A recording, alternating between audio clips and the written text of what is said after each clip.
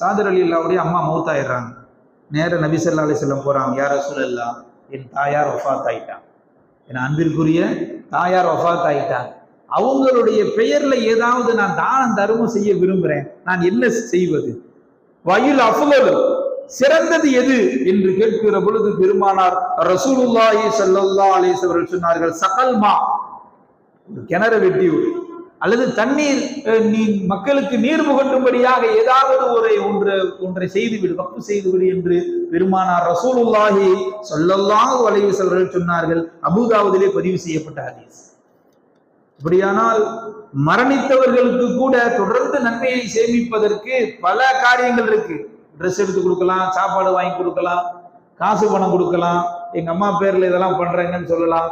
இது அனைத்தையும் விட நீரை கொடுக்கிறோம் இல்லையா, தண்ணீரை அடுத்த நபர்கள் தாகம் தீர்ப்பதற்கு கொடுக்கிறோம் இல்லையா,